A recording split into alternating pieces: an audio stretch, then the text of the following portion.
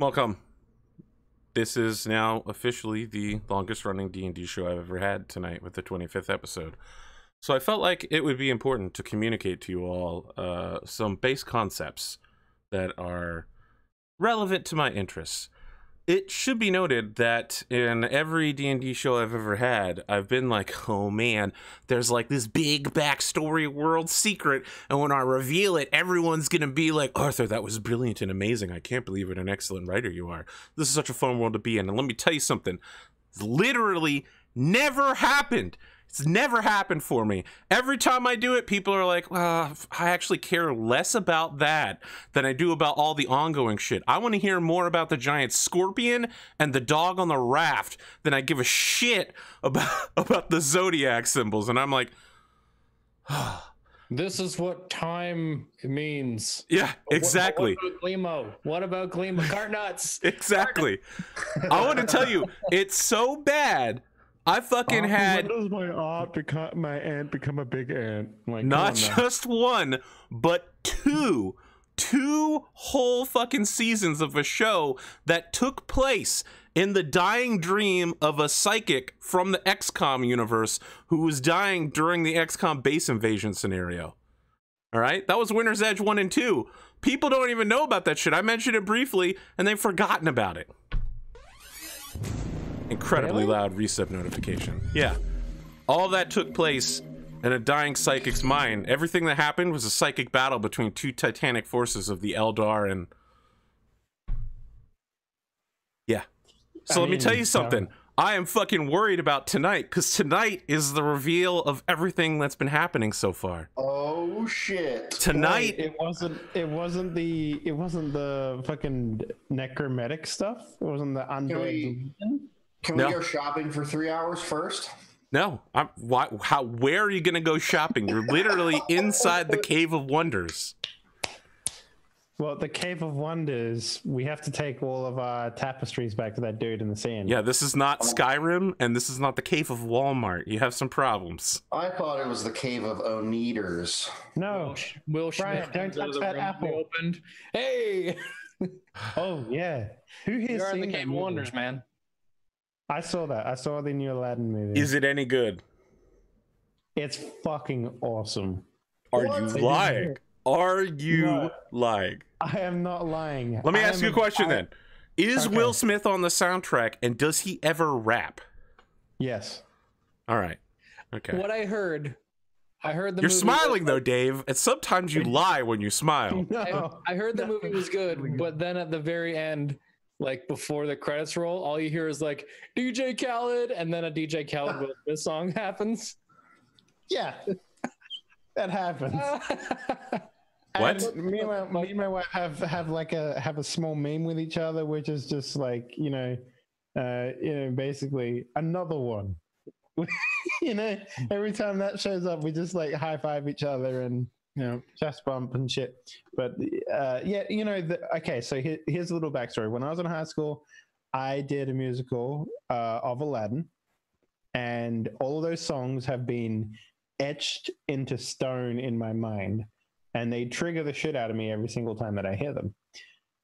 They did some really good stuff in the Aladdin movie to make it far more mature, far more adult, and basically just a lot more entertaining than the original one.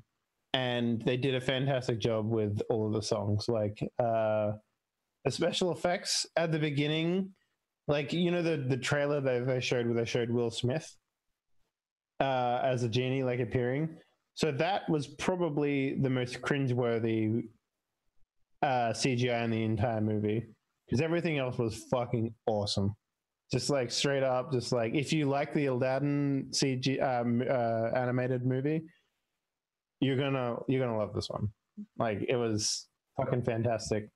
So yeah, they did a really good job. I would recommend going to see that, and I'd also recommend everyone go see that new Seth Rogen movie, because that is probably the funniest movie I've ever fucking seen in my entire life.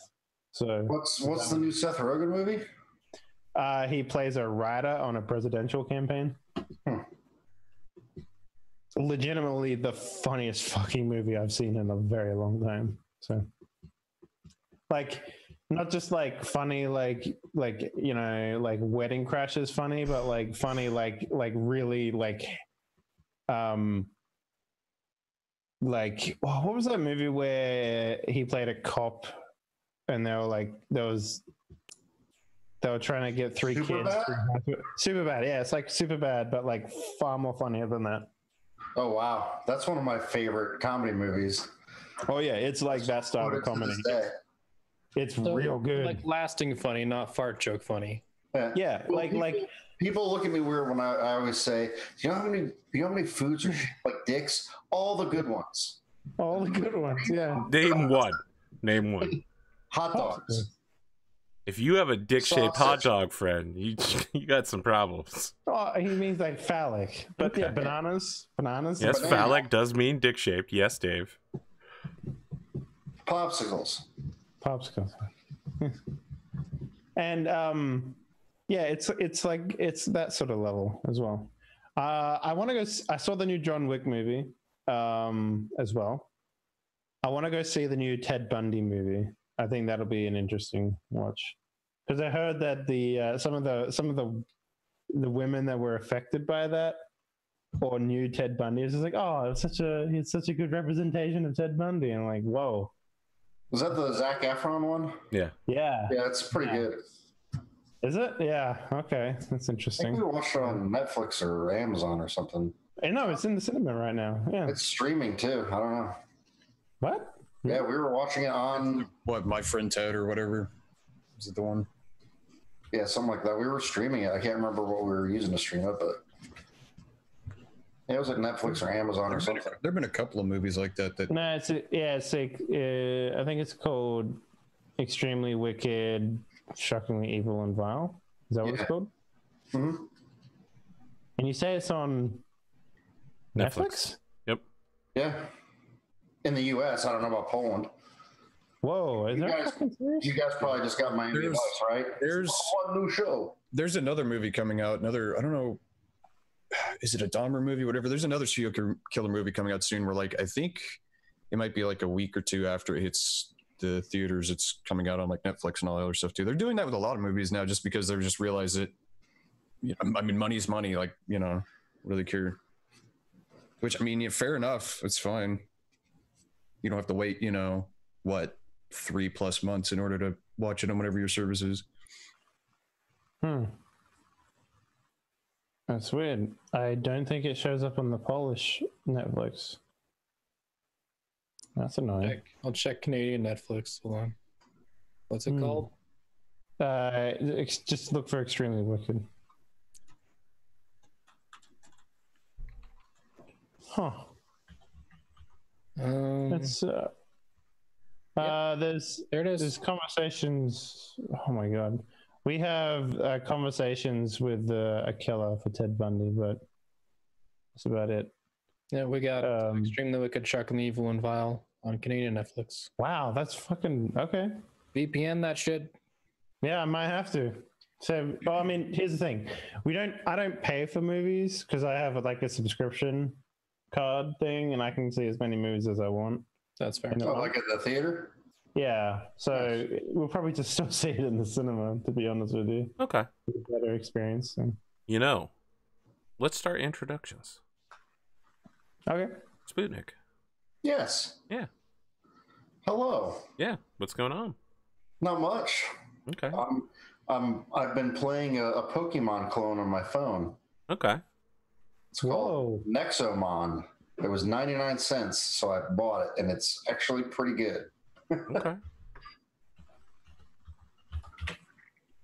That's Okay. about it. Anything else? Okay. I mean, you know, it's been it's been 100 degrees for the past 3 days. Yeah, everywhere. So that's fun because I start sweating when it's 60. So, you know, Yeah, represent, brother. just finding I think I saw it was an Onion article or something where the headline was "Man excited about spring being almost over, so he can find new ways to sweat while walking around outside." I was like, yeah, that's The Onion has had a tough time in the last 2 years making headlines. Yeah. It's because actually I don't know. that shit fucking crazy. I don't know about that, man. Like, Onion is still real good at like convincing Facebook idiots that this is a real news. Yeah. Yeah, but Facebook idiots are Facebook idiots. But I think I see more. Get ready, people get for ready. it. I'm about to alienate some of my viewers. You ready for this? All right, tell Facebook me. idiots believe in dumb shit like vaccines are bad for you. How would that alienate people? Do you have a bunch of anti-vaxxers as followers? I don't know, but if I did, I don't know. That was Okay, good. that was one of those things that was going around when like it's like, oh, Facebook was thinking about, you know, whenever something's like satire or whatever about putting tags. I was like, no, don't put tags on that shit, because that's how you know who you know are just fucking morons. It's like it's just oh, I saw this Onion article, and then like, when you know they take it seriously, it's like, right, I can't talk to you anymore. Bye. Come on, man. Some people get caught up in Ken M, okay? Yeah, you know who I'm talking about. Yeah. Man, some of those Ken M's are real tricky. You got to read them 2 or 3 times before you're like, oh, that was real there's clever, some Ken M. people- Okay. There's some people after you see some of that shit on Facebook, like I'm not on Facebook anymore, but I'm like even I'm Twitter, glad that I'm not. it's like you unconsciously start talking in a little bit of a higher pitch when you're around them because you think they're like an infant.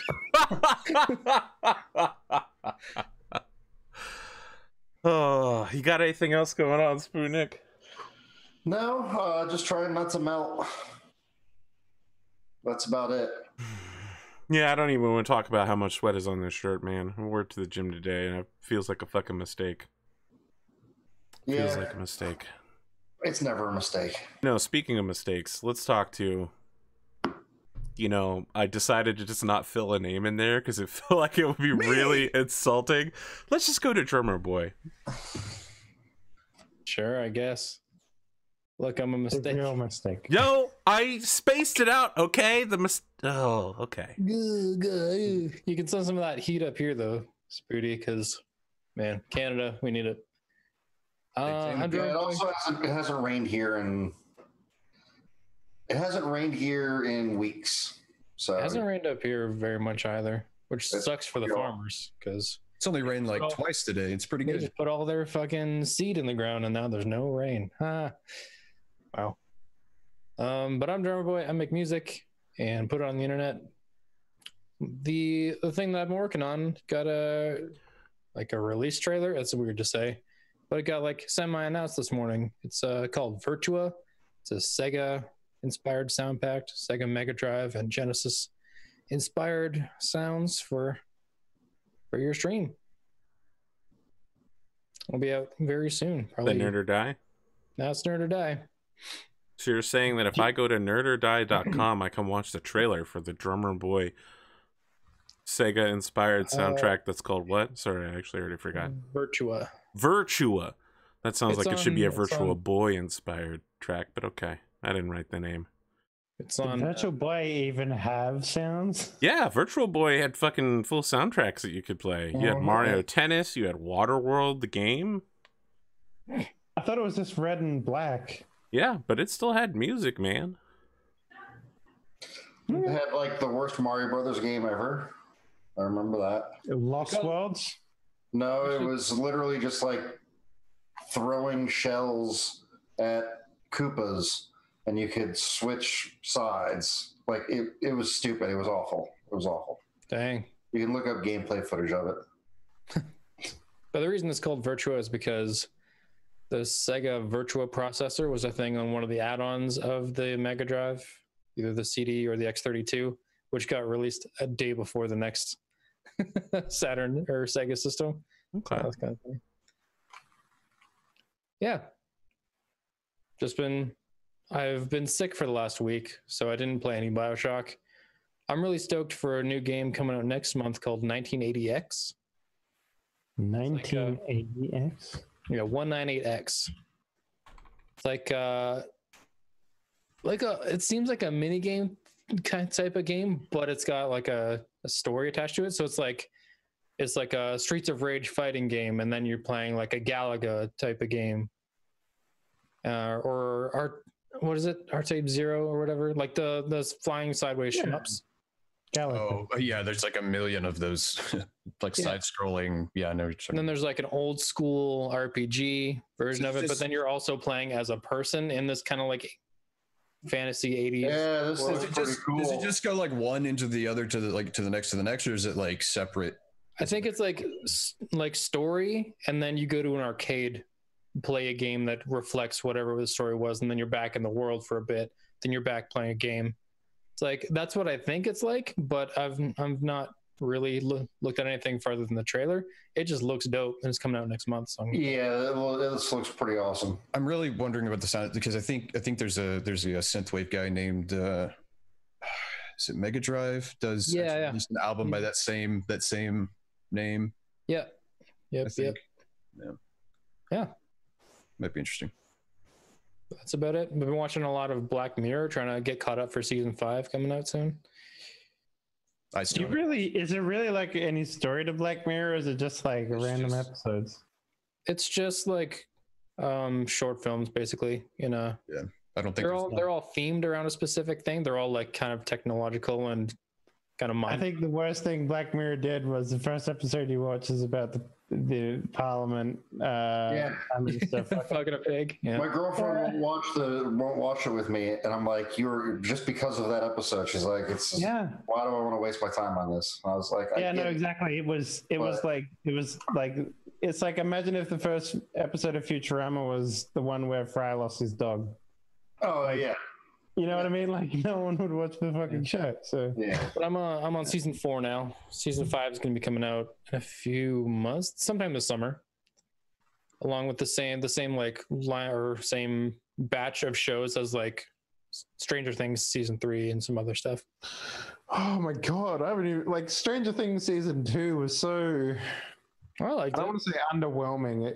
It didn't have the same magic as the first one though, for sure. Nah. I don't think that's true. I think Stranger Things season 2 had the same magic, but only when they followed the "we're still in the town" plotline. Not when they went to like, we're in a whole nother town following Psychic Girl, and now there's That more was- psychics. That was I'm like, I don't weird. give a shit about any of this. Like, yeah, I Yeah. like her. I don't like any of these other fucking people. They're like bohemian hipsters living in Chicago or something. I don't remember where they're at. Poughkeepsie, Newark. I think it was Chicago. Sure, You whatever. remember the first one real well, but then you like think about the second one. The only thing I remember about the second one was the bitch haircut she had.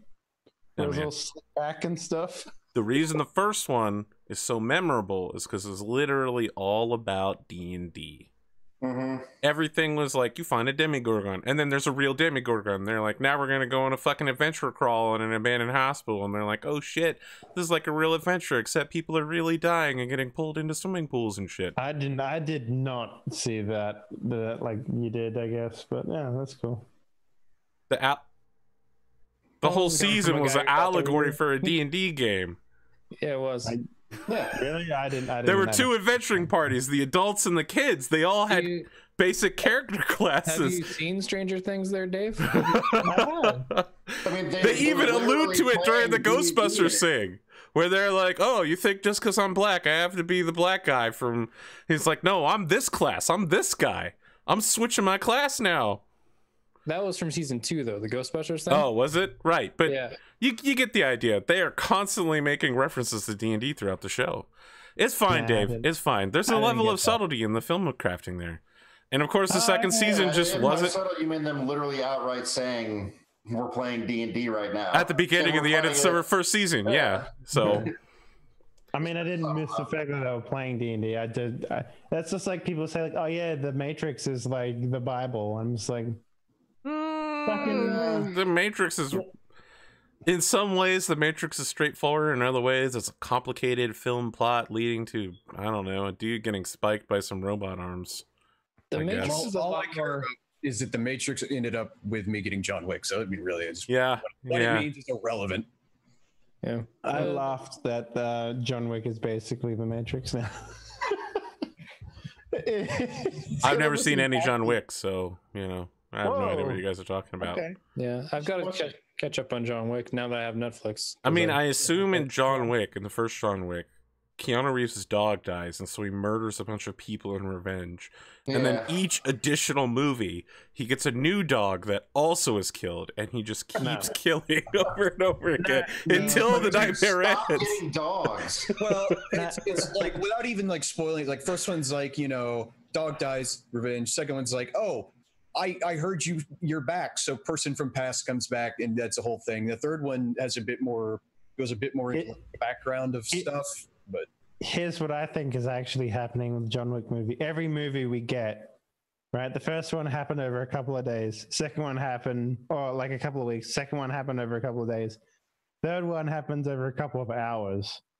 The next one's going to be an entire movie that happens over the course of 4 minutes. I like that they're making a show. They're making a TV show about the Continental, which is because that's something pretty cool to delve into. I think. I would watch like, that. The whole That like seems okay. underworld of like assassins and shit. All that John stuff. Wick is turning into Taken, like Taken. No, it's Okay. way better than Taken 2, Taken again, Taken 3. Really? The retakening. The retake. The fifth movie, it's just going to be one gunfight where John Wick has 6 bullets, and it's an entire feature-length film where it's like it slows down so much, and his thought process goes so deep into that. Have you guys seen the John Wick game coming out? Max Payne 2, The Fall of Max Payne. John. They won't be able to go higher than that. That's like the tippy top. What, Max Payne 2, The Fall of Max Payne? Exactly. Yeah, where he's like, have you ever stared down the barrel of a gun while a bullet is coming out? Every single, like, you're in the middle of a gunfight, and all of a sudden he starts voiceovering, and everything slows down, and he's like, I knew at this moment that I'd been betrayed by a man who I thought was my brother. Yes, I first met him in the summer of 1994. I'm like, what the fuck is happening? I'm in the middle of a gunfight, and you want to talk about getting a hot dog with a Russian gangster in 1994? What a year is it? This is that's a bad guy monologue to end all bad guy monologues. But it's yourself. It's Max Payne monologuing in his head in the middle of a gunfight while you're fighting. He's his own biggest enemy. Yes, he is. That's the whole game. Yep. The whole game is I'm my biggest enemy. Yeah. But the John Wick game is called Hex. And the art style is weird, but it looks like the gameplay is going to be sick. Like it's going to be like Hex. kind of a chess kind of or sort of, but like you decide all your moves beforehand. So like you decide your move, it shows a little bit of what's going to happen. It's like Frozen. It's like Frozen Synapse then, where you I like Frozen Synapse. Yeah, like that, and then afterward you probably hit a button and then you can see the whole. What's it called? The Hex. Just Hex. John Wick Hex. God, I might have to go play Frozen Synapse now. I forgot that I played the shit. They made a second one. The art style was like cell shaded. I played the shit out of the first one. That was such a good game. Drummer, you got anything else to share with us?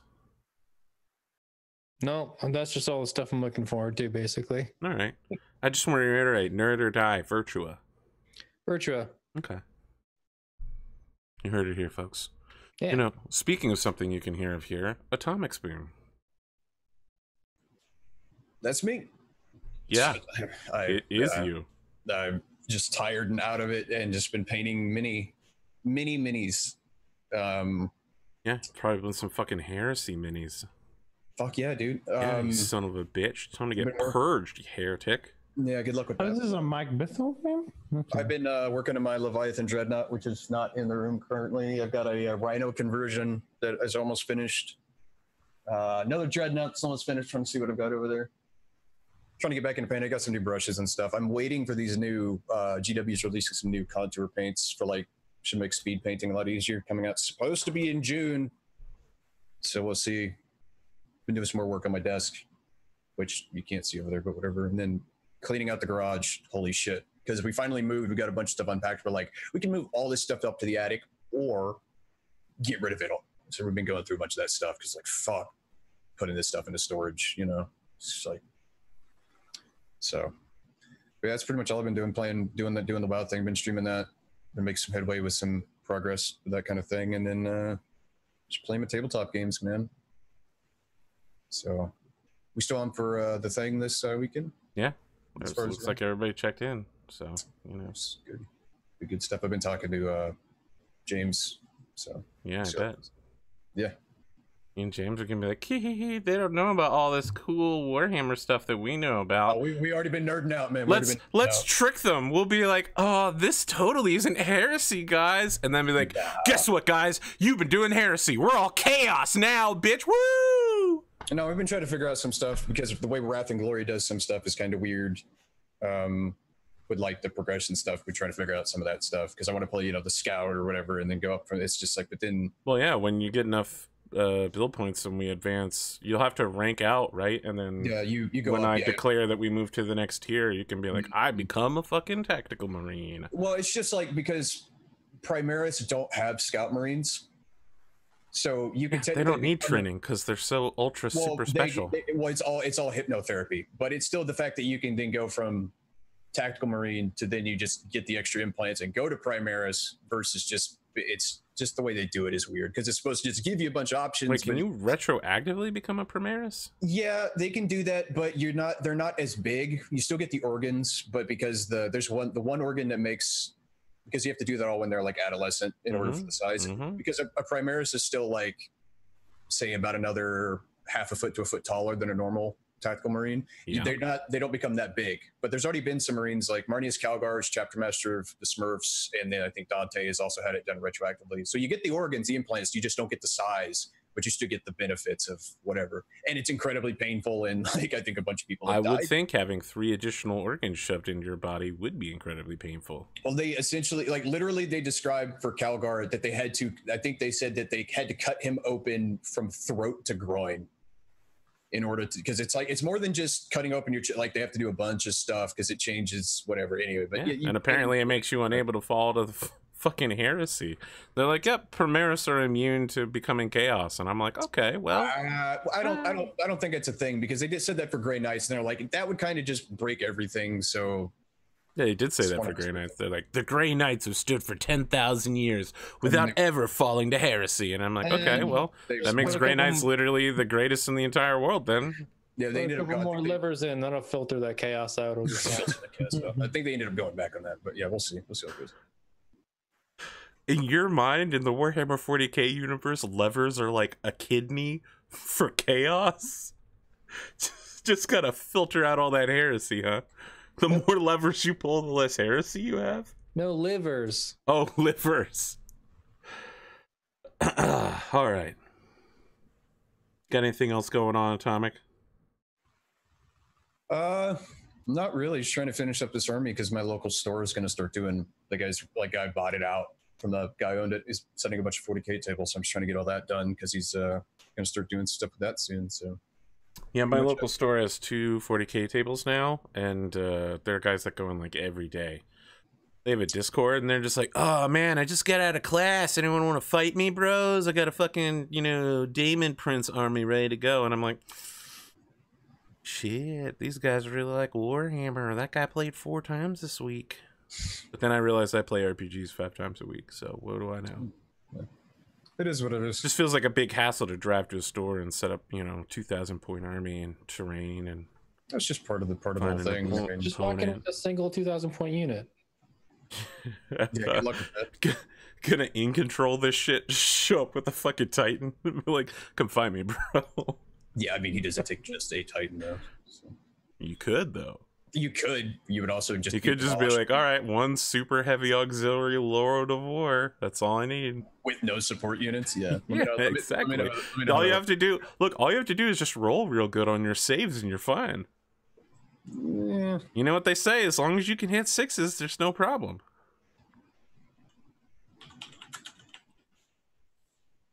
Void shields, though. But yeah, that's all I've been doing. All right, fine. Speaking of X, let's talk to Dave. Hello. Hello, Dave. Nice to meet you all. This is your first time here? Yeah, it is. Yeah. Right. So I spent some money this week. I bought some board games. Name one. Finally. Well, I finally got myself a copy of a game that I've loved for a really long time. Risk. 7 Wonders. Really? Yeah. 7 Wonders. How could you love it if you don't have it, Dave? I've always played other people's copies of that game. Always have. Seven man. Wonders is a really good one. I love that one a lot, and it works really well with a large amount of people, which I can't really say. Like most of my games go from 1 to 4 people and stuff like that. So, yeah. What else? I also bought a game that I've been looking at for a really long time that is slowly going out of stock. It's called Lowlands, which is it's a game that's it's like cooperative competitive game where you play farmers in a lowland area who also have to cooperate to build a wall to stop the rising sea tide coming in and wiping out all of your farmlands and shit. It's pretty cool. Like, it's like worker placement sort of thing. I really enjoy those sorts of games. So that one's fun. I finally got a copy of Seventh Continent as well, which is definitely a unique game. It cost me a lot of money. I had to buy it secondhand because they just don't print that anymore. Yeah, that's it's like a choose your own adventure game, but like a board game. So like you have like a tile and it has like a number associated with it, and you can go in any direction, sort of stuff, to do that. But the part that's really cool about it, let's say you're looking at that tile, right? And then you spot like something on the tile.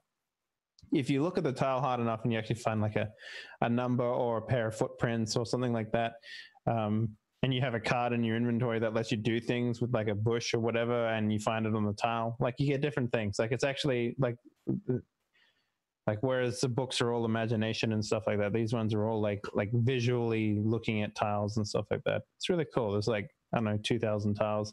And when you lay it all out, it makes like a 4 meter by 4 meter continent that you sort of explore around on. It's pretty cool. Yeah. Okay. And the last one is like Race to El Dorado, which is like a card drafting racing game, I believe it was called.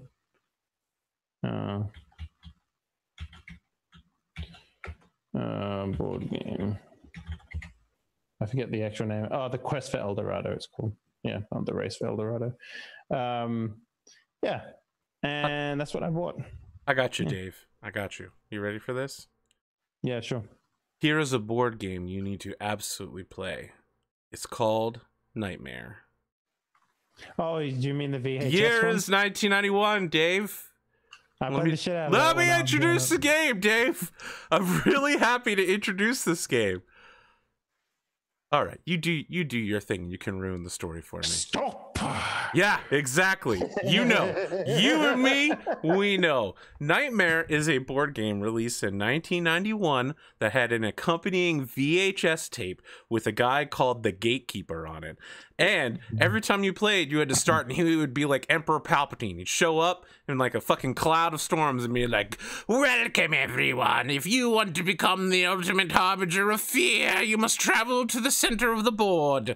And then he'd be like, "Stop!" every couple of minutes or so, and be like, "Turn to the player on your left, take something from them," or some bullshit like that. Yeah, it was actually a really fucking hard game. I literally have never, not only have I never won it, no one I've played with has ever won it, because only one person can win, but I've never seen anyone make it to the center of the board. We've just all collectively lost when the tape ended. I think they remade it. I think it's like they remade it a couple times. There are multiple versions of Nightmare, and then they have Atmosphere. Atmosphere, that's the one I was thinking. Yeah. So in Atmosphere, they swapped over to a DVD format that randomly plays different events as you go through it. So he's no longer like, "Stop! It's 29 minutes in. It's time for me to do the same speech I did the last 4 times." Yeah. I played Nightmare a lot. You know, this guy over here knows as well. Oh, fuck, I literally switched hands because I was like, I'm going to point in the wrong direction. I fucking ended up double guessing myself and pointing in the wrong. This guy over here knows as well, okay? Henley and Spootnik, they know about fucking Nightmare and Atmosphere, okay? You guys at home, you need to buy a copy. It's like $1,000 on eBay. I'm sure that's something a normal, person that watches the show can afford. Just go ahead and get it and play it one time. It'll be totally worth it. Yeah. My childhood growing up was Mousetrap, Grape Escape, and Nightmare. Wow, that is a broad spectrum. I would have just said Monopoly and Mousetrap, and that would have probably And been it. I actually have one of my childhood games. It's called Squatter. It's Is it an about Australian board sitting on game the about- toilet? No, Squatter is an Australian board game about sheep farming in Australia, and it's like if the Australian version of Monopoly, basically. Fire tornado shows up and kills your entire flock. No. What it is local drought. If your pastures are not irrigated, you lose all of the sheep on there. It's like, You're like, shit, we just call that Tuesday, man. yeah, basically. No, it Do was, not pass go. Do not collect 200 drop bears. yeah. You That's with it. these drop bears, man. We played a lot of Hero Quest. That was a fun game. Hero Quest has the best furniture in all of board games. Uh, Hero Quest is the best board game ever conceived. that's right. No. But yeah, no, there's I'm thinking about buying Wingspan as well. Like every time I talk to people about board games, they're always like, yeah, you got to buy a Wingspan. I'm like, man, I don't know. I don't want to buy a big game about birds, but that's the thing about board game stuff. It's like you buy a board game and then it's like, oh shit, this is fucking awesome. But the idea, like when someone's explaining, yeah, it's an engine building game about giving birth to baby birds, and I'm just like, why the fuck would I ever buy that? But apparently everyone who's bought it and played it is just like, yeah, this is the best fucking thing since sliced bread. Kingdom Death Monster. Yeah, I've played that. I can't imagine owning a copy of that game. That would just be a nightmare to set up. I want to buy Gloomhaven, but I'd have to find people to play with. And I also I really want to play Root, but Yeah, I heard that one's good. but like playing an asymmetric war game with people, you would have to have people who like that sort of stuff, and that's like I just don't have a group of people around me who are like, yeah, let's play a board game that is difficult. I heard So a lot of my and I stuff- immediately just perked up. I was like, what? You want to say? I'm going to take So- you all the way back, Dave. You ready for this? Yeah. I'm going to run for you a classic tabletop RPG / board game. You ready? We're going to go back and play the original StarCraft role-playing game. Like a Yeah. board game. It existed Can't say I briefly, know that one. very briefly. That's because it's awful. Yeah. Well, you gotta find someone who can make 400 turns a second. You know, it's just 400 turns a minute. Gotta keep your APMs up. Yeah, man. Guy just tapping the board all the time. That's Knock not- over the pieces, Greg. That's not even how that worked. Yeah. But you know, that's sort of what I've been doing. Just sort of looking at board games and stuff. But I keep buying them and I'll never get to play them. That's the problem with So board game Tabletop owning. Simulator's for, man. You physically buy a copy and then you play it on Tabletop Simulator. Or it's Waterdeep, Dead of Winter, I've still got a copy. I of own Super Fight. Waterdeep. Takenoko. Still got a I copy of own- Super Fight with all the expansions that I've only ever played once. That game about pandas eating bamboo. Yeah, I've played that. Yeah. Dead I of played them Winter all is- on is Tabletop real- Simulator after I bought Like, them.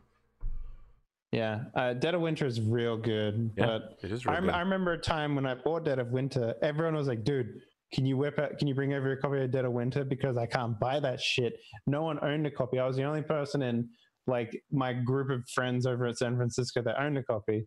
And San Francisco was like my peak of board game playing.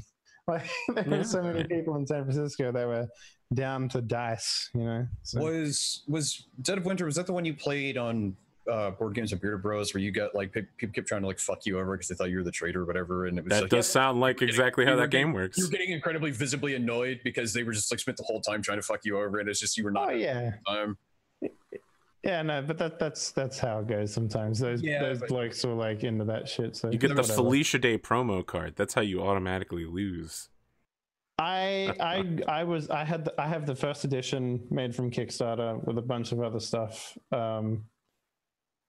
And like any board game that I buy these days, they're either because I've played them so much with other people's copies that I just want to own a copy, like Seven Wonders, or I've heard so many good things about it, or it's a Kickstarter game. I have a weakness for Kickstarter board games. To be fair, though, a lot of stuff on Kickstarter doesn't end well. Board games on Kickstarter have a pretty fucking good track record. Yeah. I just ordered that Tiny Epic Tactics and Critical Core and what's that one with the book? It's literally just a bunch of adventures in a book, and you flip through it, and they're already... Oh, Near and Far? No, it's literally just like battle maps inside of a giant ass book that can be laid perfectly flat. Yeah, no, I remember seeing some ads. Yeah, fucking got that shit.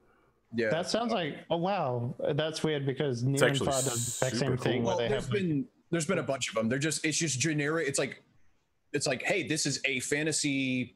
Bare bones fantasy, whatever. Here's some NPC ideas. Here's some whatever, and you can plug it into like any system. And yeah, I've seen a ton of those. I haven't bought any of them, but I've seen a bunch of them. So, but yeah, that's pretty much me. I'm ready to fucking do some stuff. Let's fuck some shit up. Let's see what's downstairs, boys. Yeah, the last thing I want to say before we end intros is that if you haven't watched the music video for Starlight Brigade yet, fucking are losing out in terms of animation. It is great. Okay. Oh, but what's that? Starlight Brigade, it's a decent-ish like EDM pop song or something, but the fucking animation for it is amazing and out of this world. I'll go ahead and put it in the music channel in on Discord. I guess, do I still have a music channel? I feel like I do, even if I personally never use it. Oh, is this the Star Bomb mixed thing? It is, yeah, okay. I don't know what Star Bomb is. Star Bomb is like the Game Grumps, Ninja Sex Party, Ninja Sex Party, and Aaron, whatever the fuck. Saying words, Aaron man. Hansen. Yeah, I know Aaron Hansen. That is a pronoun of a person's name. Well, I mean, it's the guy from Game Grumps or whatever. All right, I don't watch Game Grumps. The only thing I know about Game Grumps right now is Ego Raptor. That is a pronoun as well. I know that is a name of a person who exists. Yeah. But yeah, they mixed with another band, and they make some good stuff. But yeah, anyway. I would also like to say that the thing about anime waifus that makes them great is that they don't exist. They are as two-dimensional as their personalities, which is why when I see people praising this woman who just stabbed her boyfriend to death as being like the cutest yandere in the world, that's kind of weird. Let's keep the yanderes fake, guys. Let's keep them fictional, because stabbing your boyfriend to death doesn't make you hot. It makes you a murderer. Even if you were already cute, it just doesn't. Okay. It's a big thing in the anime world right now, Dave. It's dividing us. It's dividing us. Okay, I know that you're not part of our world, all right? But I'm like the Little Mermaid here. I'm bridging the worlds for us. I like to feel like I'm more like the fucking crab lobster guy, whatever he was. A crab or a lobster. There's a crab. Little Mermaid? Okay. Yeah, you know, he's the one that's the... I forget his name. But yeah. Sebastian? Was that the name of the fish? No, that was the crab. What was the name of the fish? That was a fish? Oh man, guys, I feel like ever since I stopped talking about Disney movies all the time, I might not remember how Disney movies work. I think there is a fish. I've only seen like 20 minutes of that movie when I was a kid. The fish's name is Flounder. Thank you, Chad. Thank you. Discord. All right, let's end introductions here with our embarrassing lack of Disney knowledge. There goes my Disney sponsorship in the future. Hey, what? You almost had him too. Yeah, almost got him. It was a fish. It was almost this big. Yeah. I had him hooked. Debacle will go down in infamy because he didn't remember the name of that goddamn fish. Someone's gonna challenge me to a knowledge battle the next time I watch it in a convention and just be like, Arthur, you're a fake Disney fan. Get out of here, fake Disney fanboy. There's two sections of your channel now. There's BS and AS, before Sebastian, after Sebastian. I feel like BS might mean something completely different. and be the place where all of the words that I've ever said are stored. Oh, yeah, you're a Disney fan, huh? Name 3 of the fish in the Disney movies. Nemo, Dory, and Sebastian. Wow, There you you fucking go. snaked me. Oh, I was fucking at What Nemo about and Bruce? Sebastian, but Yeah, I was Look thinking at about Bruce. all right. Previously, we lost Atomic. All right. saw the fish talk. Yeah. Probably it's more likely his cat. Hmm. You know, everybody wants to be a cat. I don't know about that. These blanket statements, man, you're losing me on them. It's a cat is where it's at, Dave. It's in the song. It doesn't know how to Everybody wants swing, to be a man. cat. I have Yeah. no idea what the fuck is going on right now. Don't worry about it, buddy. Previously on this show, the party opened up a fucking door and scared the shit out of this kobold that they left alive. They have threatened him with imminent death, but also told him if he does what they say, he will walk away a very rich man. Or with some amount of money. It's not clear yet. 5 gold. That's more than enough for him, because he literally works for peanuts just to be alive. He has no concept. Yeah, of what what's money- going to happen? He's going to take 5 No, gold. whoa. He has a very Away. clear concept of money. I feel like it's you guys who don't have a clear concept of money. 5 gold pieces is a lot of money. He's gonna get robbed. Welcome to D&D in general. He's gonna get robbed and murdered immediately, pretty much. He's just gonna buy 5 gold pieces worth of boiled peanuts. Or he's gonna get back to the city that doesn't take gold. 5 gold pieces worth of boiled peanuts is like a fucking mountain of peanuts. No, someone will say like, "Oh yeah, no, we can't give you change for gold pieces, so 1 gold piece for a room." Wow, Dave, that is the most European thing I've ever heard. We can't make change for your American money. Yeah, that's what I'd do in D&D. All 4 of you find yourself, Exus, and your new friend, Kernash, who you have nicknamed, basically just Drumurboy, have nicknamed Trapbait, around the campfire where you are resting. In the middle of the night, while the rest of the party is sleeping, we find Daka taking the corpses of the dead kobolds and removing some of their bones. gross. As Daka is shaving down leg bones, arm bones, he starts fitting them together until he has an enormous pipe made out of bones that have all been perfectly overlapped to fit together. And he lights up and begins smoking a giant fucking purple cloud. And as he does, he passes into the world of dreams, where he finds himself standing, holding a white mask with just a space for a mouth and eyepieces. And a voice from the mask says, "I thought I would find you here." Jimmy Once Hendrix? Purple Haze? Daka Sylvia, you have come to enter my service once again.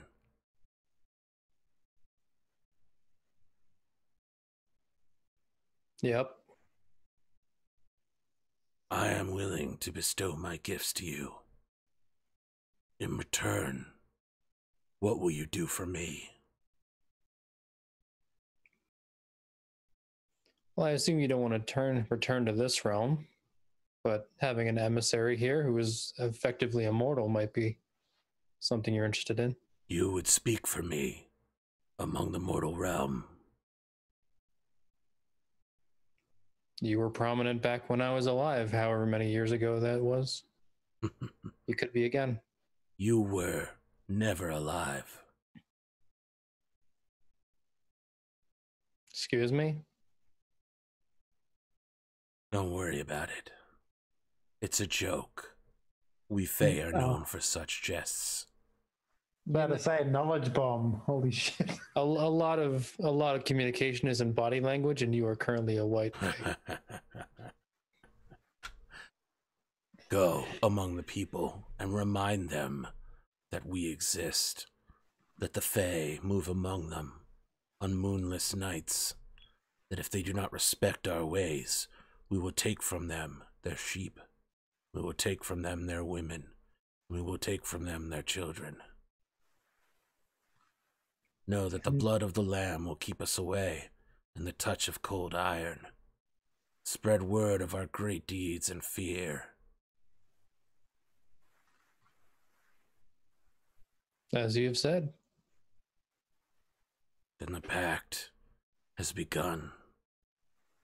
If you need to speak with me, sit and contemplate upon this pipe of bone, and smoke the herb.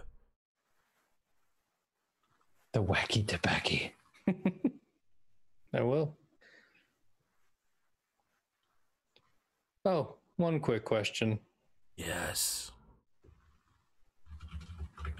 There was an old temple we ran into with what seemed to be a portal that led to the Fey realms. Yes. If I bring you there, maybe, are there friends there? I am there. All right. That might be a place to go. Oh yeah, the firstborn thing. You actually do that. Your firstborn already belongs to me. Several of them. That's the answer to that then. Thank you. You should be more careful when you make bargains with hags in the future. It's good advice. Free babysitter. Also, I have more constitution now, so maybe the repercussions won't be as severe next time. I'm assuming you saw that.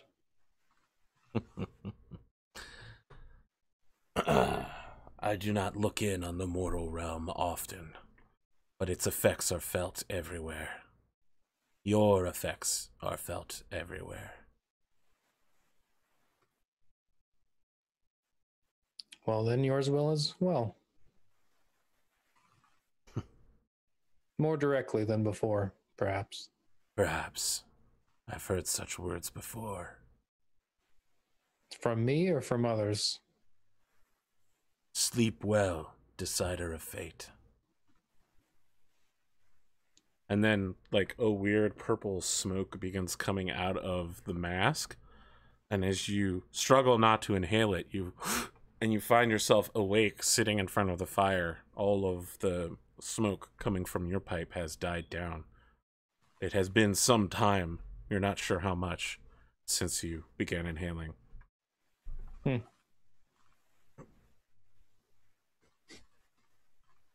And that's how Daka became a warlock. Yeah, you have pretty... I thought you were going to say stoner, but yeah, no, that works. Daka was already a stoner. Not really, but now Purple Haze is his theme song pretty much, so. Purple Haze. I thought his theme song was Cream. Get on top, breathe, you won't stop. Okay. Okay. Cream, shaboogie, bop. Yeah, no, let's, several hours later, you all find yourself awake in the early hours of the morning, around 3 or 4 o'clock. Getting up, moving around.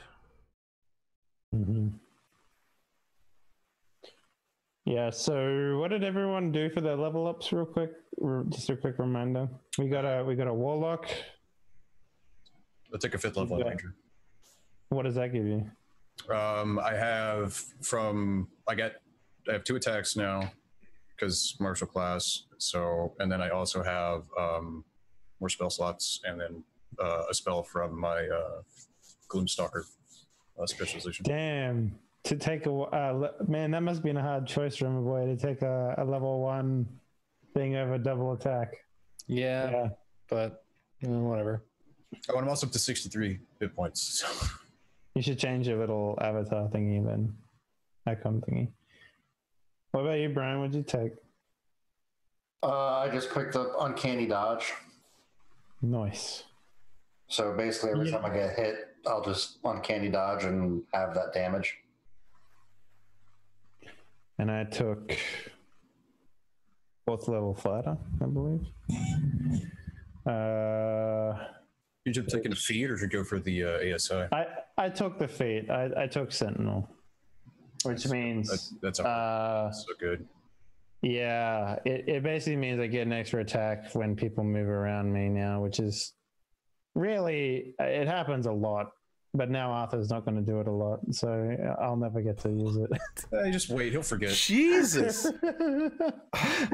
That's generally what happens when people take feats like that. No. Name one time I've ever done that shit. Come on now. I don't know. Let me tell you something. On the other D&D show, right, a guy was like, I would like to take Grudge Bearer, which is a feat that's really shitty, and all it does is give you a bonus versus whatever you choose, and I choose Fiends. And I'm like, great, there are going to be a lot more Fiends then. Oh, cool. Yeah. So if you're like, I'm a Sentinel, what is it when someone tries to move past you? So when you hit a creature with an opportunity attack, their speed becomes 0. Creatures within 5 feet of you provoke opportunity attacks, even if they take the disengage action. When a creature within 5 feet of you makes an attack against a target other than you, and that target doesn't have this feat, you can use your reaction to make a melee attack against the attacking creature. Yeah. So basically, if Brian's next to me and he gets walloped, I can just wallop back for free. So. Yeah. I don't know why you think that people would not. I mean, look, it's not like people go out of their way to attack you in the first place, since you're a heavily armored warrior who's holding a shield and has a giant halo around him that basically indicates he's immune to weapon damage. Here's what we're gonna do. When they do attack you, it's not like they immediately go like, oh man, look at that little tiny halfling, let's go attack him now, bros. Woo! Like if they were gonna attack the halfling, they would already be doing it.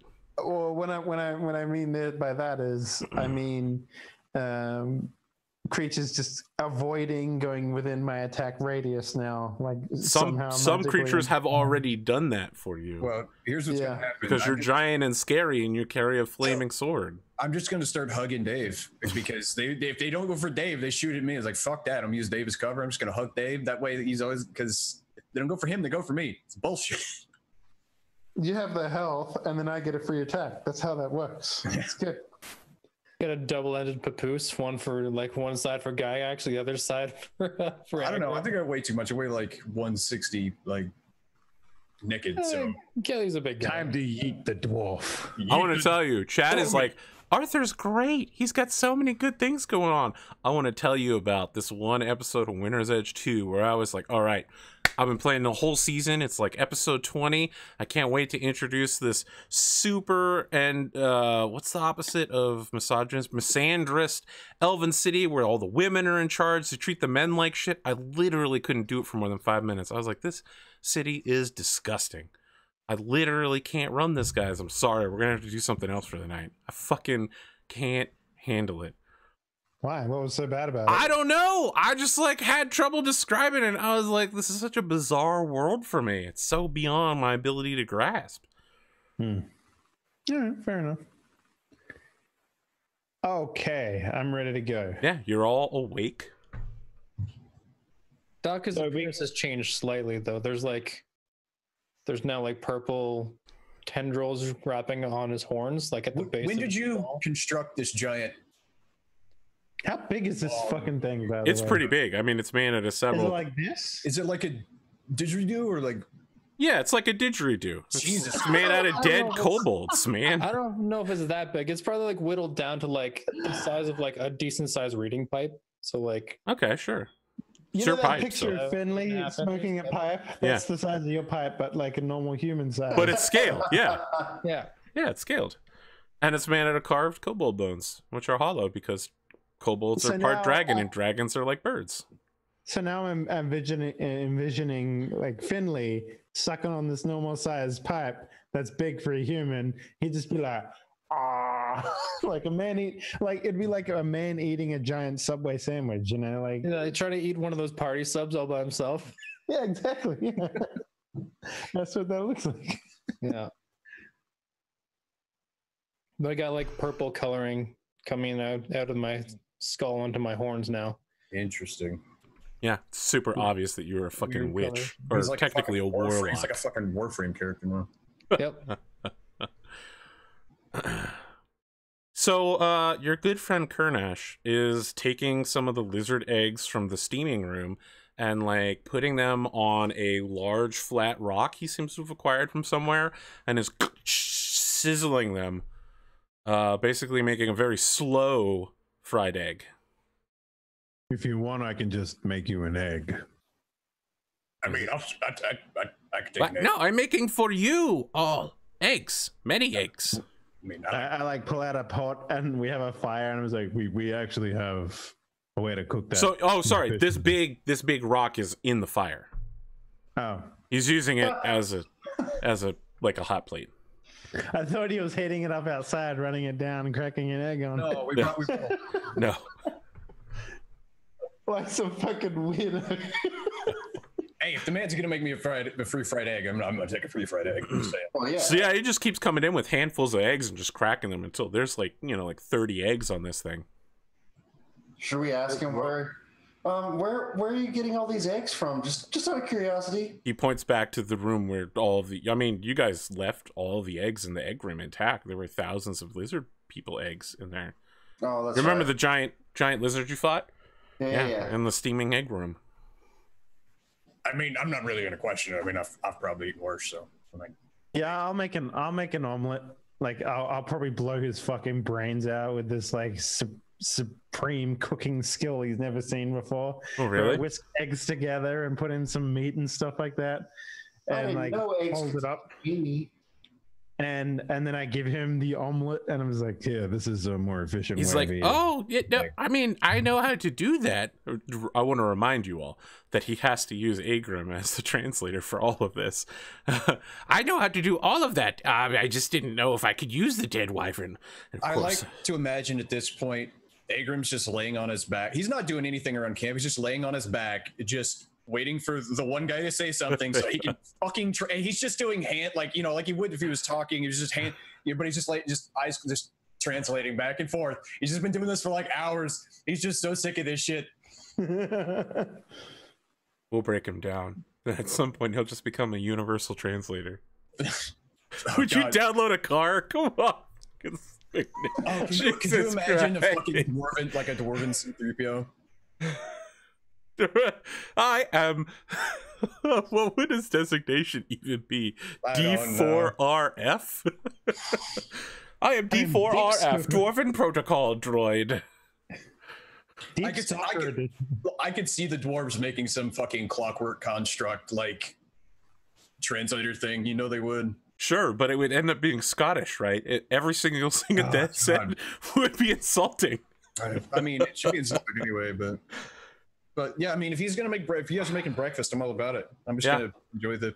I mean, so he goes and finds the wyvern that you guys killed, and there's just a giant pile of wyvern meat kind of starting to get old in the room where you fucking took the wyvern's brain out. I'm sure we took some of that meat. We have that huge skin. I mean, there's hundreds of pounds of meat. Yeah, so. no, we've covered this. We have literally more stuff than we can actually carry. Yes. We have more stuff just in. So he goes and just grabs some wyvern meat and starts mincing it up using his little knives and throwing it into the middle of the... Fuck yeah, this is what I make for breakfast already, just meat and eggs. So...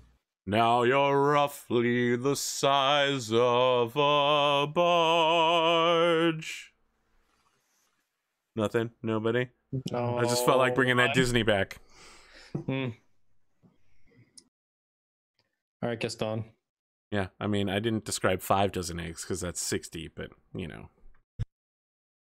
A lot of eggs. We could probably eat 60 eggs among the 6 of us. Isn't that what Paul Newman had to do in Cool Hand Luke? 60 hard-boiled eggs, or was it 50? I never saw it. Oh, shit. I eat 4 boiled eggs a day, sort of thing. So like, Spootnik's like, is Footloose still the best movie ever? I mean, I don't think it ever was. the amount of fighting and traveling we do, we could put some calories away, I'm pretty sure. Did you guys see that episode of Knight Rider last night? Miami Vice is incredible, guys. Oh shit! Imagine your health being a calorie counter in DnD. Oh, like that one game Scum? Yeah. Oh my god. I died so many times eating horse meat. Oh, prison. What was it? Yeah, I was in a prison. No. The thing. If you bought the special edition of the game, you got you smuggled something up your butt when you make a new character. Fuck. Okay. Oh, Fatal?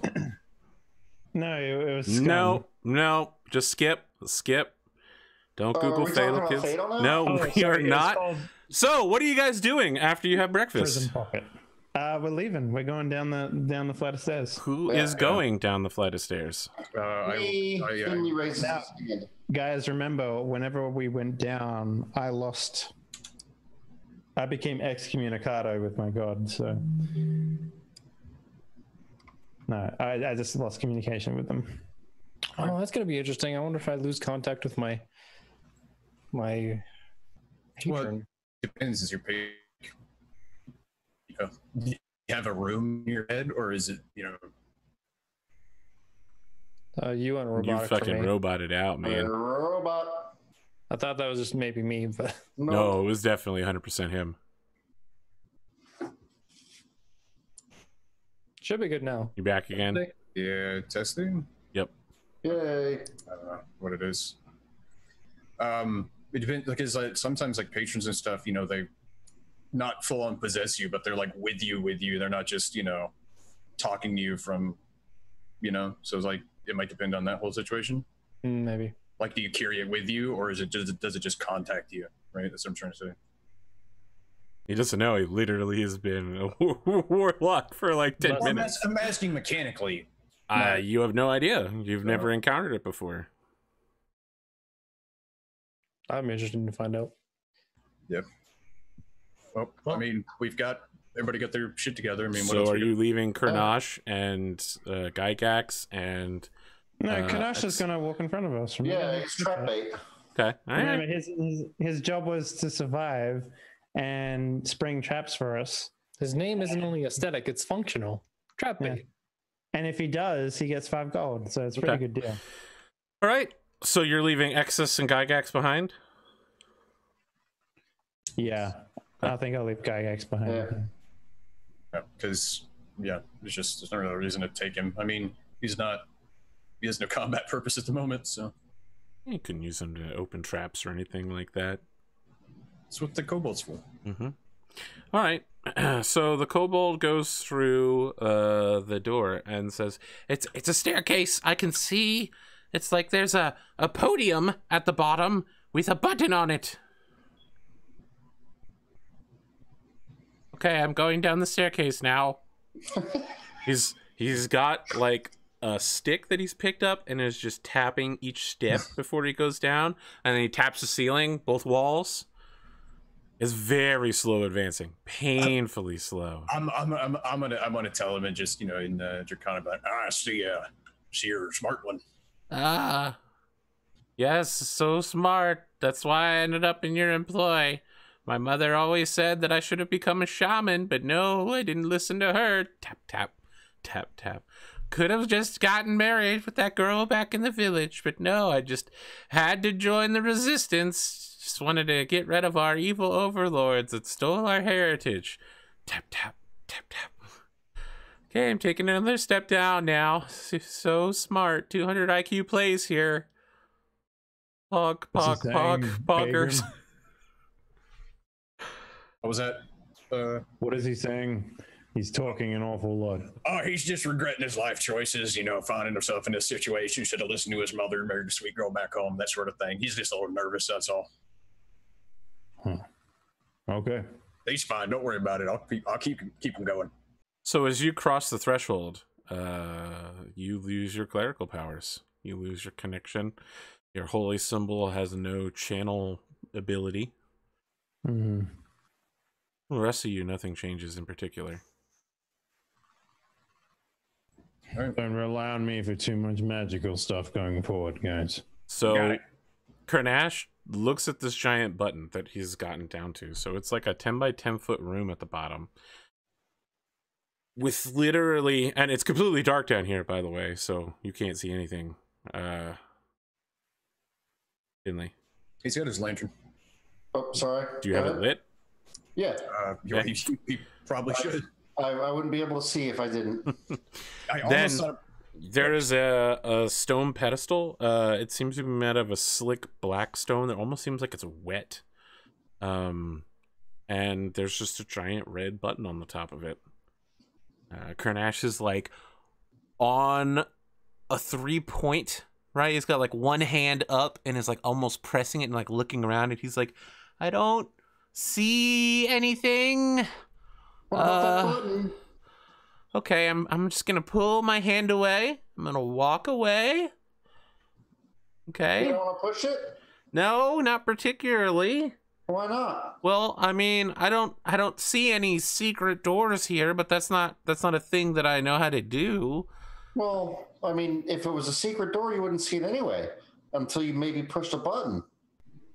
I want to look around, try and assist this guy looking for, I don't know, cracks in the wall that are a bit odd. I want to get him to push the button. All right, Finley, make a persuasion check. Agrim, make a perception check.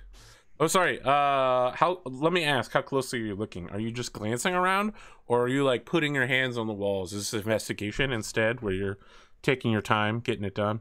Probably investigation. I'm like, I'm trying to feel and see if I feel maybe any airflow or, this is typical dungeoneering bullshit. So yeah, it'd be investigation. So see, fuck. Yeah, I mean, you move around, and as you do, he presses the button because Finley's standing beside him. Is just like, press it. You know when to press it. Press it. Press it. Press it. Press it. Press it.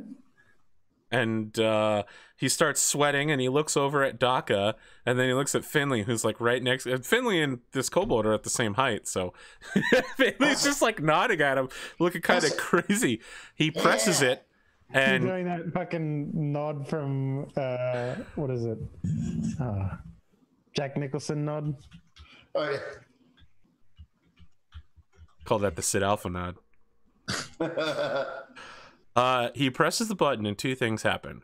First, he disappears. And second, the passageway that you came down disappears as well and is replaced by a wall of that same smooth, black, wet stone.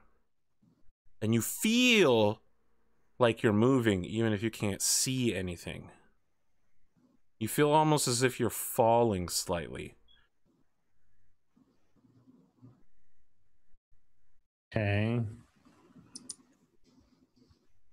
That's when you notice that there are two daggers lying on the ground where Hernash used to be. Like, as in they were his daggers? Yeah, they're This definitely is his what's daggers. inside everyone. You know, like the umbrella cord. I'm not sure I like what happened. I feel like we're moving downwards.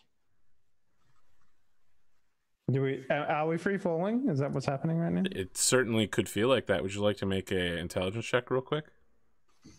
Sure. Yeah. Like, Intelligence saving throw. We'll be fine. yeah, I was about to say, how do we just know? Okay. Yeah. You're noticing it has some effect on your equipment. You definitely feel like you're in not exactly a free fall, but you're definitely moving downward in... Is it like an elevator? Like, to put it in normal For time? us, it would be similar to an elevator, yes. You are moving in a downward fashion. Is the button still here with us, or... Yes. Okay. Why would he disappear then? Okay. Well, I guess don't push that button until something else happens.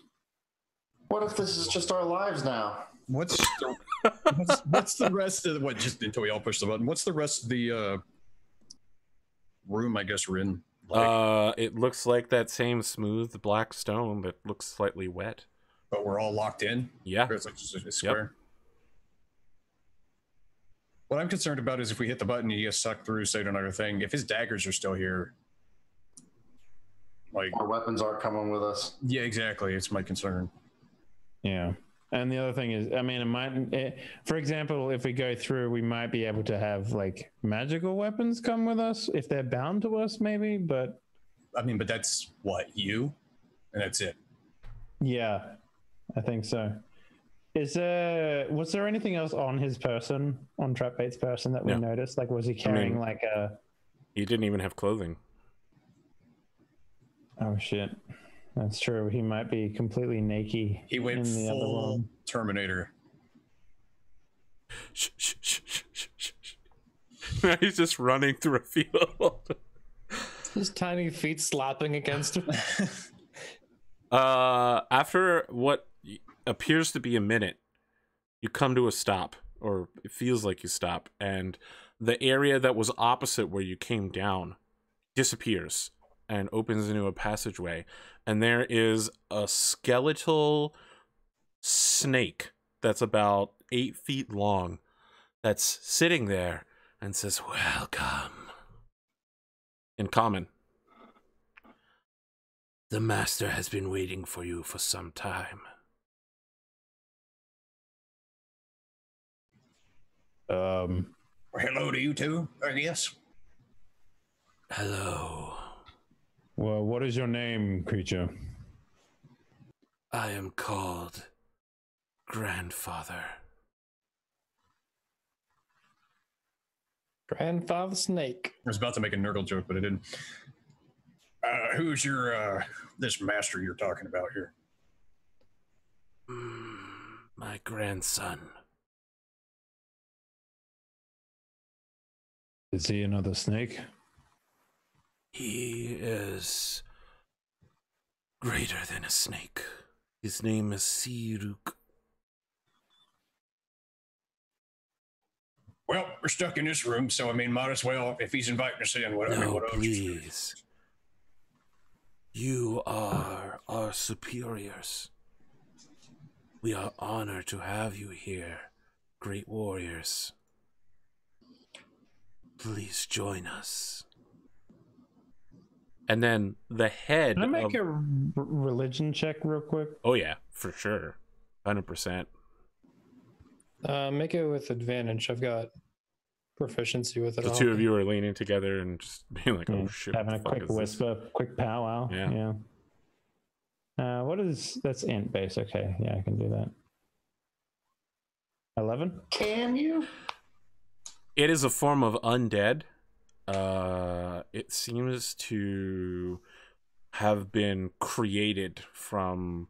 It's definitely not a snake. That's for sure. Like, it's not a snake. This is a undead of some sort of intelligent creature that died. Mm-hmm. Okay.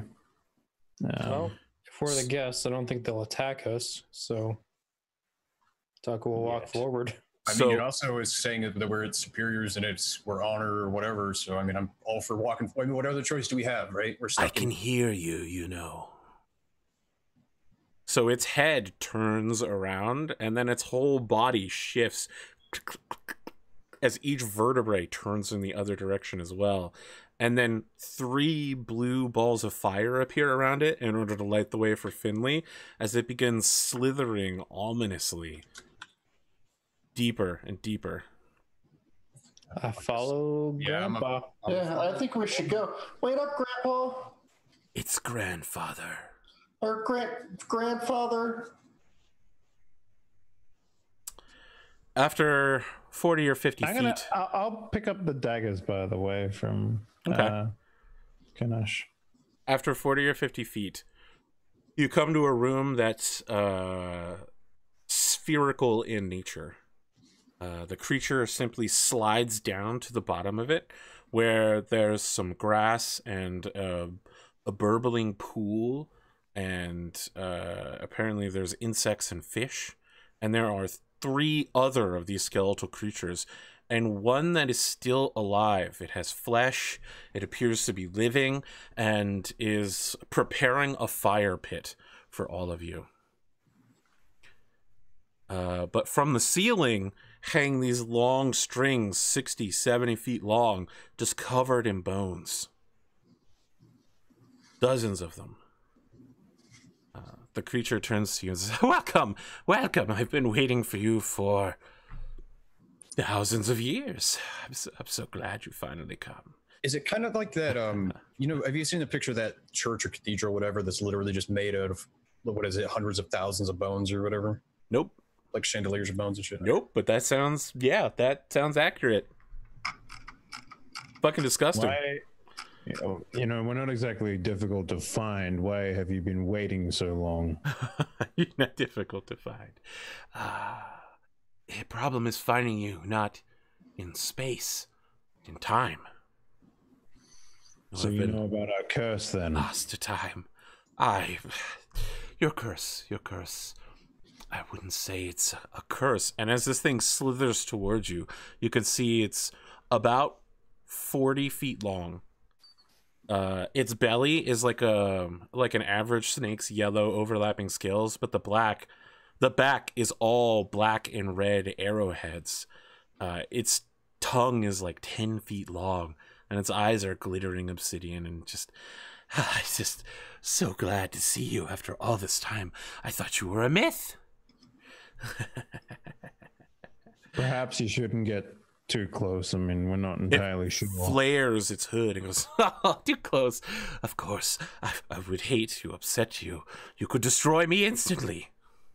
All right, so can we stop playing games and you explain what you're going on about? I can only tell you the stories that my family told me before their untimely demise. This thing is entirely made of bones, or is it like more? No, this one is living. It has living flesh. Again, its belly is yellow overlapping scales that are quite large, and its back is extremely tiny, like a regular snake sized, but it's 40 feet long, so this is a lot of scales of black and red arrowhead markings on its back. And every picture we've seen of the 11th, like the crystal dragon, has always been blue. It's always been bluish, like Force Ghost blue. I'll just ask it, like, are you some sort of descendant of the crystal dragon? Oh, no, I would never claim to be such a thing. That would put me on equal status with you. Okay. What are these stories that you've been told? My grandfather used to tell me them. We were waiting for our creators, our masters, an ancient and noble race, the servants of the true God. You have inherited its power, so you are gods now. You I are always thought I was special. mighty warriors, pure of soul, who were chosen by the true God. You are the arrow of memory fired to the future.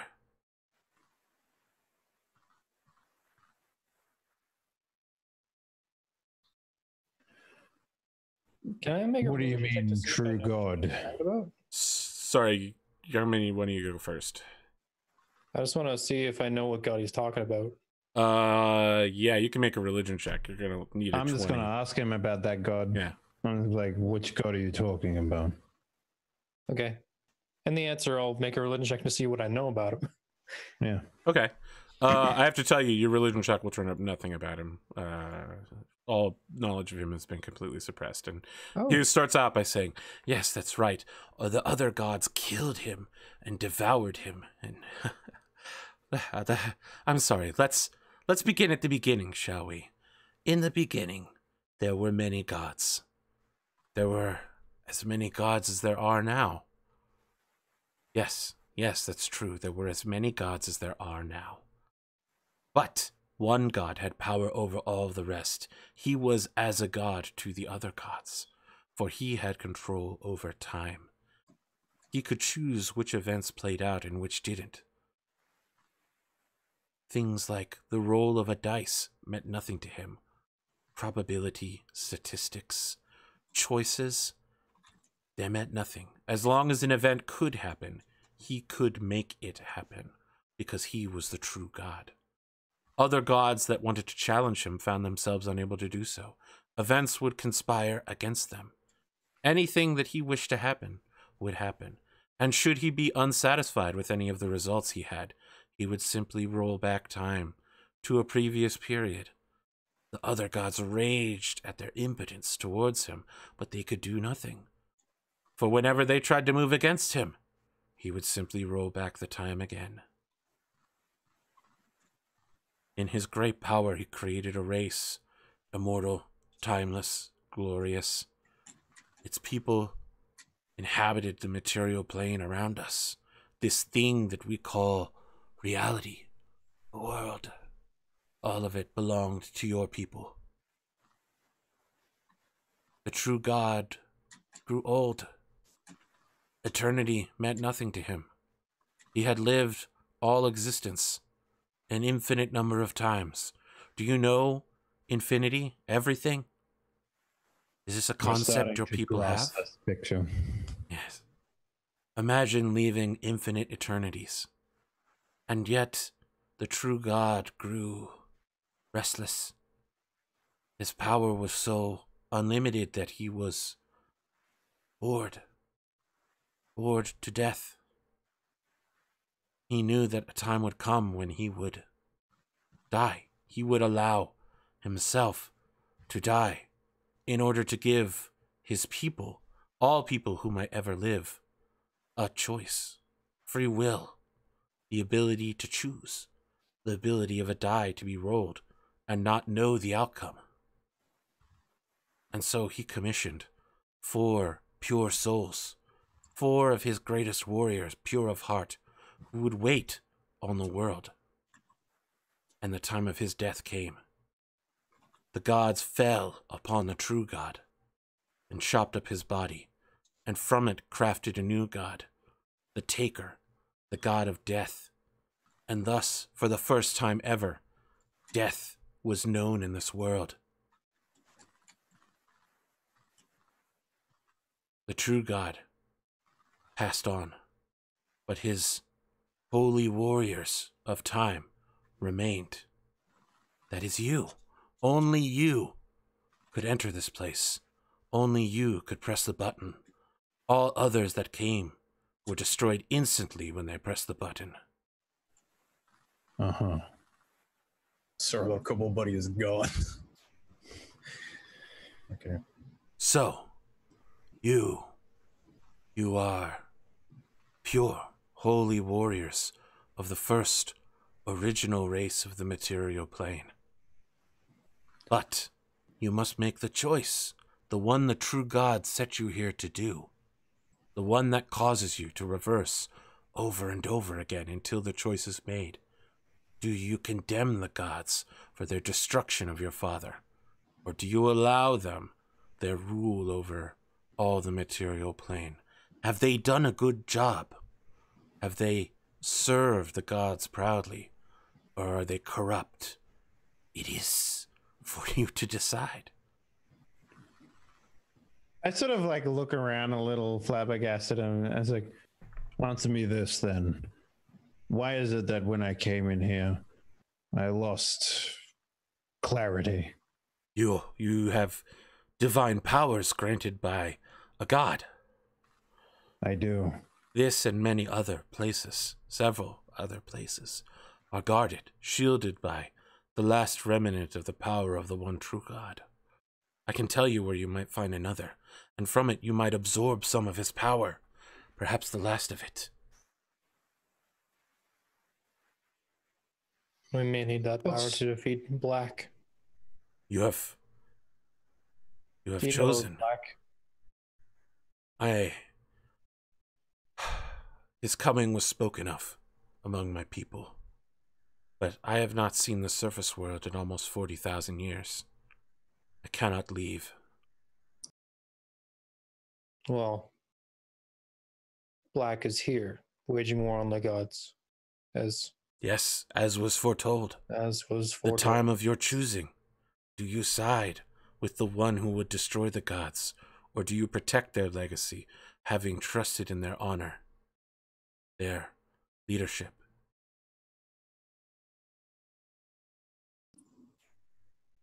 I know it must be a lot to learn who you are, but if things are playing out how I believe they are playing out, this is not the first time we've had this conversation. Indeed, it may not even be the last. Certainly feels like the first time we've had it. It may have been thousands of times. I've been waiting here for the longest time for you. And now my great work is done. Now I can finally rest. I didn't think you would ever come. I didn't think you were real. I've just been alone for so long. Why was this? I'm sorry. place- Can I introduce you to my family? This is my grandfather, my father and mother, and my sister. And he gestures to the 4 other skeleton snakes that are here. Mr. Rogers, Bob Ross. I'll give him like see the family resemblance. I'll give him like I'll take my fist and like pat it on my chest like once or twice, kind of like give him a nod, I guess. I'll do a flourishy bow. You know, put my cape up, all fancy. Do they also speak? Why are they still alive? They Or why are they bones and you're not? An accident happened to my grandfather, and in order to, my race was created by your race. We are immortal and ageless, but unlike you, we can die naturally. Wounds and such. My grandfather hurt himself, and I wanted to make sure his wisdom wasn't lost, that he would be with me forever. So I bound him to his bones, and then my father found out, and he was very upset, and then an accident happened to my father, and I made sure that we wouldn't lose his wisdom either. What sort of accident? Well, you know, sometimes people... Oh, Did you kill your dad? it was so long ago, I don't remember, but that doesn't sound right. Those sorts of things anger the gods, you know. I didn't kill you, right, father? And the skeleton turns and goes, "Of course not, Siruk."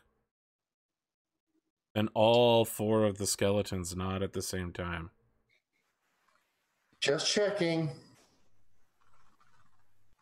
So, Dave, you're sending me some questions, but I feel like this is a discussion we can have out loud, mechanically. Okay. Yeah. I mean, like, there's a lot of implications here. Yes, there Like, are. a lot of. So this is not in character, mind Sure, you. I just yeah. want to point Got that it. out. Understood. So I sent Arthur some questions about like if we choose to go down this route. Which route? I mean, I don't even know what route we're talking about now. So I mean, there's clearly like a delineation here between like the old gods and, you know, the god that created us, supposedly. Mm-hmm. Right. The true God. If I choose to align myself with this true god, Mhm. hypothetically, Yep. what does that mean for my cleric side? Well, I mean, if you profane against your cleric side, right, you would switch domains and probably gods, or you would simply lose all of your cleric powers. Is this like, because there's no god, that god is technically dead, Yes, right? the true God is dead. So how does And- that work exactly? Are we replacing him? I guess. Don't ask me. That's up to you. We're Voltroning into the new old god. Fucking. Are we trying to resurrect the need here? Like, what the fuck? Okay. Because narratively speaking, Arthur, I think it would be pretty cool at this point for Kelly to be convinced of this. I mean, there's a lot of stuff that's happened to him and this party. That I mean, it he- feels like all of you need to have a discussion in character about this knowledge bomb. Yeah, but I just want to know, like mechanically, what does that mean if I choose to? It would sort be of- just like a paladin who oath breaks. I've never done that before, so Well, I don't know. it's basically like being a shitty fighter without any feats or extra abilities. If you profane your god, you need to find a way to train out of that cleric level into something else.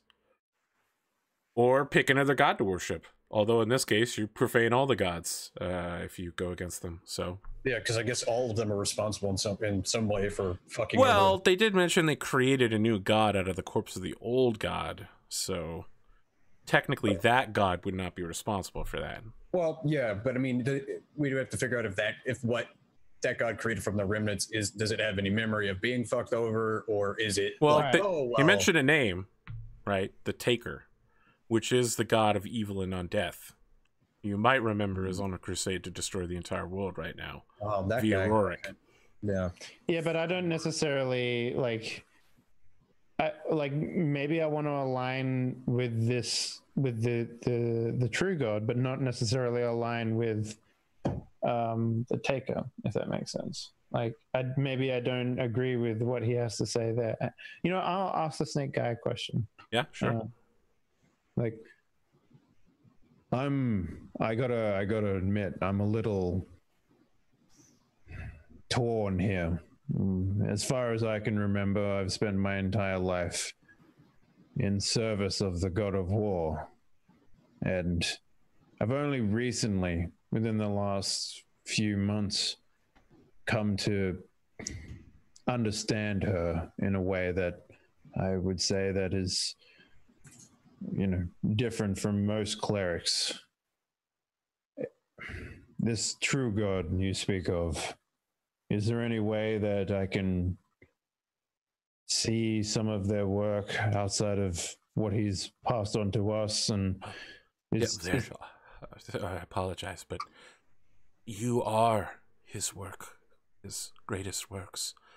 You have the power of time. When you are defeated, you roll back your mistakes, make new choices. Nothing can advance until you've finished your work. But do you know what that work is? Yes. To either destroy the gods or destroy the one who would destroy them. I must settle the question once and for all. If you wish, there is one place that I know of. It exists northwest of here. At a volcano. It is a fragment, a crystal. The body of the true god, one piece of it left. It contains reflections of time. If indeed this is not the first time you've experienced this, if this is one of many, using the crystal may allow you to view other instances, your past, perhaps learn from those experiences, or become those experiences. But I'm sorry, I'm not skilled in such things. All I know are the tales my grandfather told me. He's gone now. The moment we leave this room, I will be reunited with my deity, and I'm not sure how I feel about.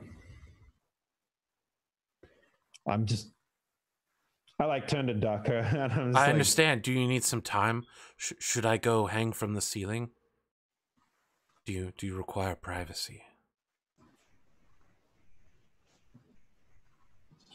Can I? Yes, actually. So he springs his whole 40-foot body into a coil and then leaps for the hanging bone strings and just sets himself into a hammock up there and says, "Grandfather, father, mother, sister, join me."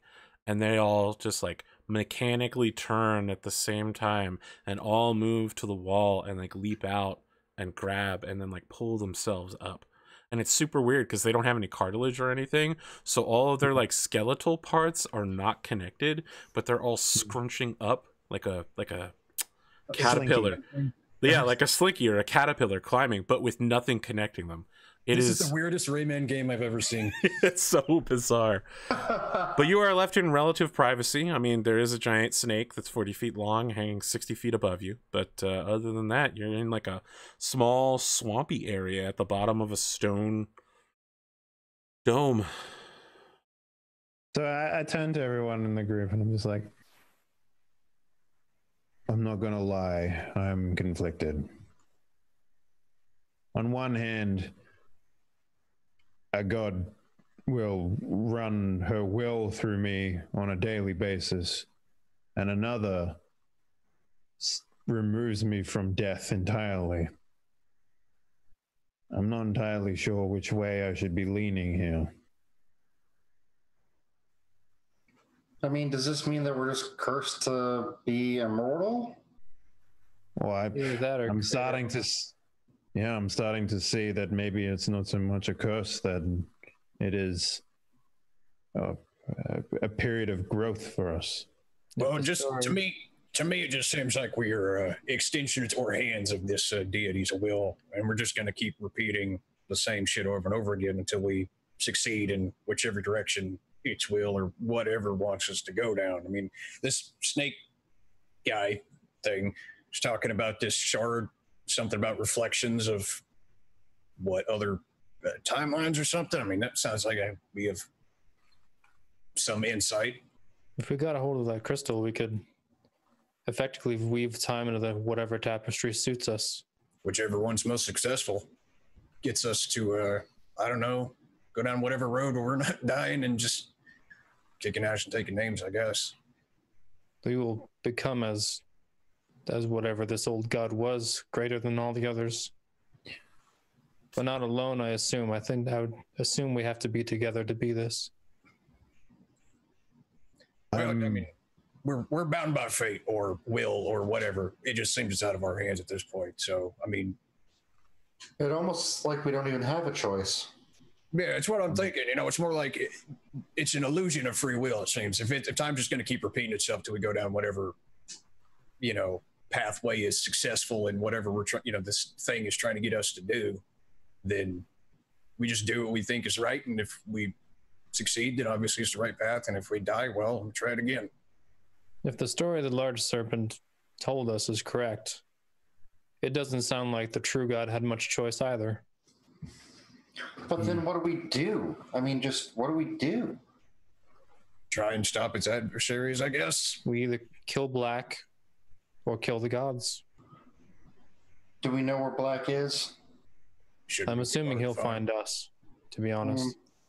I mean, Well- there is a giant map with his castle painted on it. Yeah. True.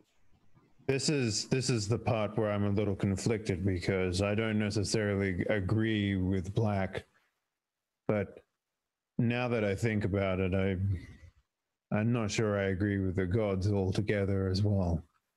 Are you saying that you're indecisive and maybe the repeated timelines are because you've remained collectively indecisive for eternity?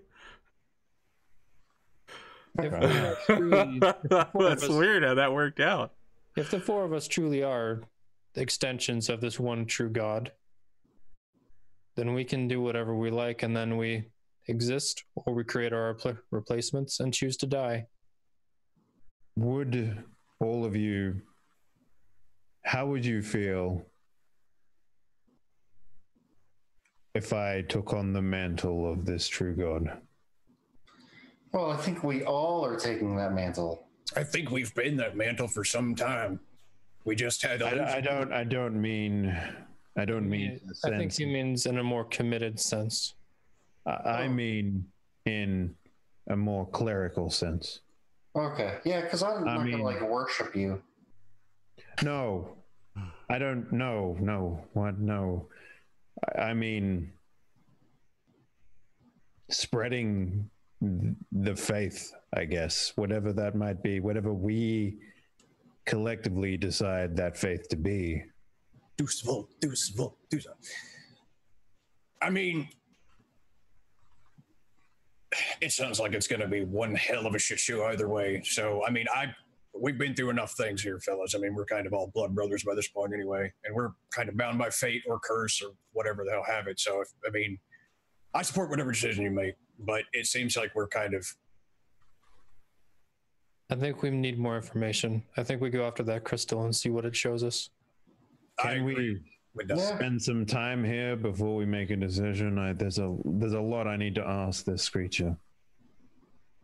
I mean, I think It doesn't go anywhere. yeah, you need to ask whatever's going to make you feel comfortable. But we just got to keep in mind there is some shit going down in the outside world. So if we're going to try and go after this crystal thing, either we can try and do it here and we need to move quick, or we're going to have to off one of ourselves. And Well, but I was going to say, if we is maybe there a way to unlock the control of time without one of us having to die?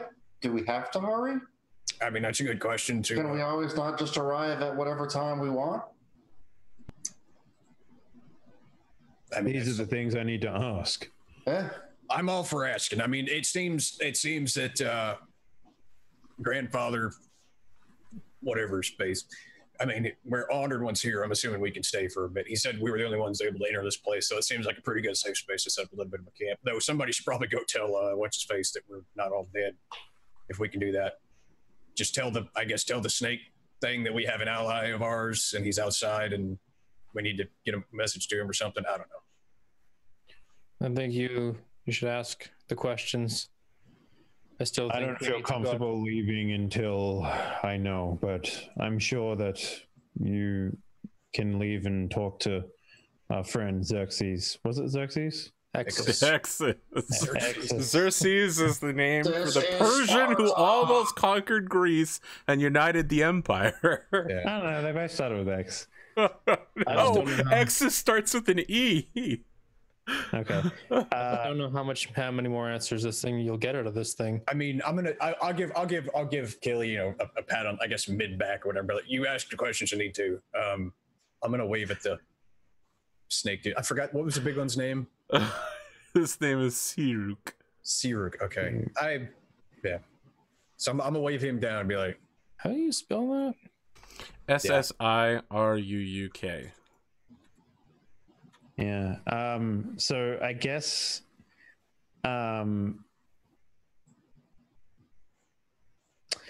there's no.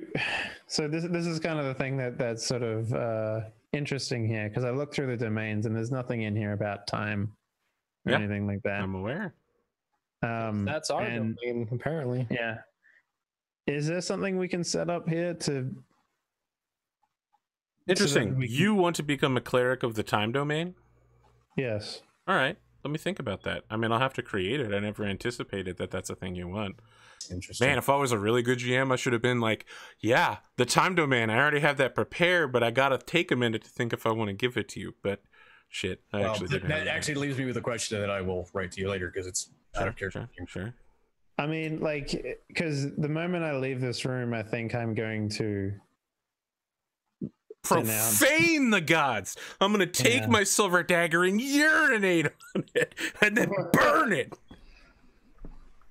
Well, I mean, because it doesn't feel right, you know, coming out of this room with that sort of knowledge. Like, it just doesn't.